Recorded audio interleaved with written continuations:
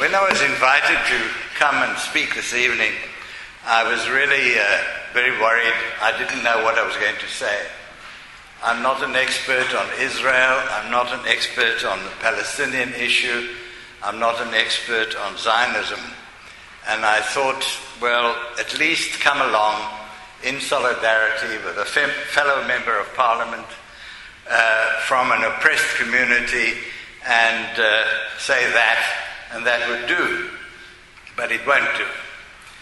I think we've listened to a very, very fascinating message, a very progressive message, way beyond narrow nationalism, with great deal of relevance for us in South Africa. And so I feel that it was good that I came, and it's good that I didn't prepare a long lecture on Zionism and all that. I would rather deal with a number of issues in response to your talk.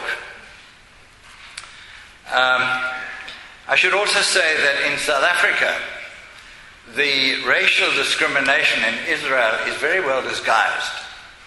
The Jewish Board of Deputies and the Zionist movement are very good at disguising what you talked about.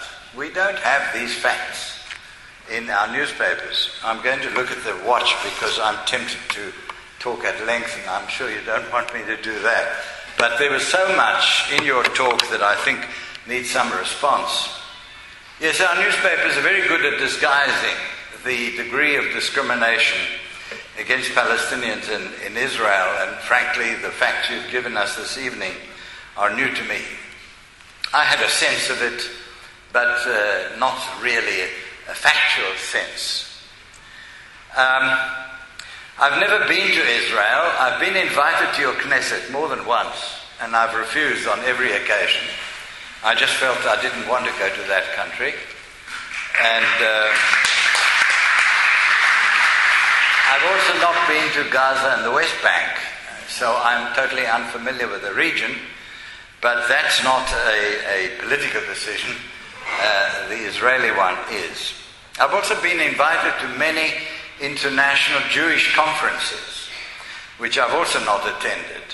You see, I was born in a Jewish family, and so my parents were born in Russia, in the old Russia, and they left because of the Cossack pogroms against Jews, and they ran away to Latvia, which was the most fascist country in Europe. Fascism came to Latvia before it came to Germany. And so my parents ran away from Latvia and came to South Africa, where I grew up as a small child. So I'm very familiar with anti-Semitism, with oppression, with racial oppression. My family have suffered that, as I would say, probably generations. But when I was a student at the University of Cape Town, the Zionist movement, Hashomer HaTzayir, approached me to go for training in a military camp in Paarl. And I thought about it, and I thought, what on earth am I going to do with military training for Israel? And I didn't go. I refused. I had nothing to do with Zionism or Hashomer. And instead, I began to read Marxism, and I became an authority on communist literature. And I then felt, that in Russia there was a Bundist Communist Party, the equivalent of the Leninist Party, a Jewish communist movement. And I read some of that stuff. And I thought, what a hopeless kind of position to take. That in revolutionary Russia, in the days of Lenin, there should be a Jewish revolutionary movement, and which was actually, in a way, the seeds of Zionism. So I've always felt from those days that Zionism is no solution to the Jewish question. It's no solution to anti-Semitism, and I've never had anything to do with Zionism or the Jewish Board or anything of that. Now, the lesson that you send us about struggling for freedom and democracy is fascinating for me, because we spent many years trying to develop a strategy for the liberation of the oppressed people of South Africa. Now, in exile, because I was in exile for many years, when we as ANC were defended, supported on the grounds of racial oppression in South Africa, we said, no, it's much more than that. We're not talking about discrimination against black people only. We're talking about colonial rule. And the struggle for liberation is joined with the idea of liberation from a colonial rule. And it seems to me the variation between that and what you were saying is rather interesting. And I hope that we have time to compare the strategies that oppressed people in the Palestinian people adopt in the Jewish, so-called Jewish state, and the strategy that the ANC argued for internationally, that the problem in South Africa wasn't merely a question of race discrimination, of color prejudice. It was colonial oppression of a white power, white supremacy. I think that is worth unpacking. And it leads me to the point that if Zionism was mistaken in thinking it was a solution to anti-Semitism and the Jewish problem, one of the reasons that we objected to that was because it was a digression from a progressive outlook. Progressive in general, socioeconomic terms, political terms.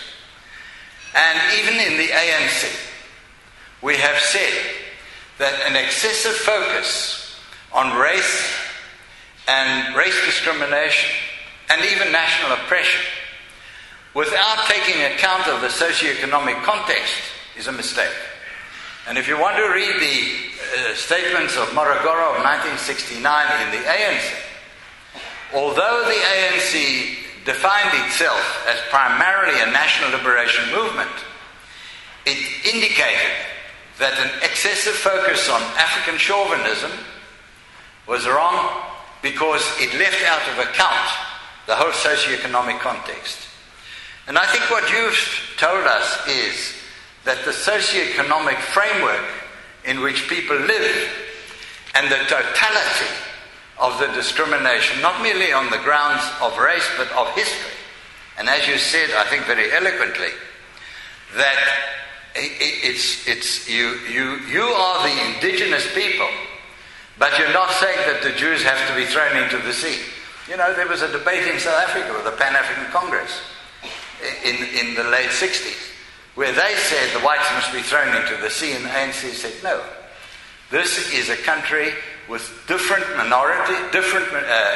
peoples, and they have to live together, and this is our policy today.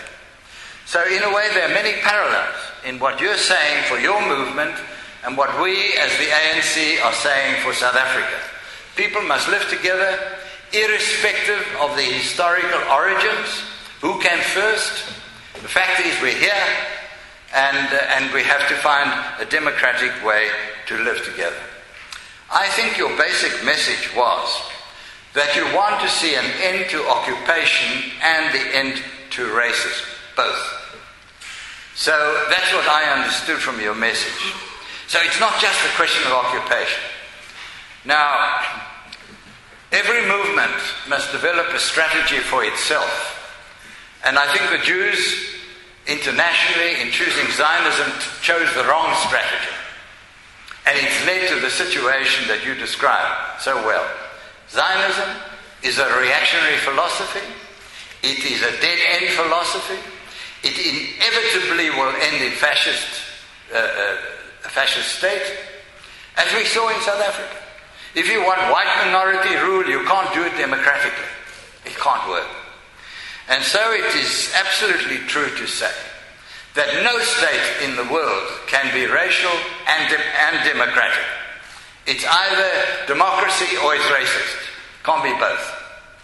And so you're quite right, and it seems to me, in putting forward a message which says that your cause is our cause, It's an international cause, and we have to support you with everything we can.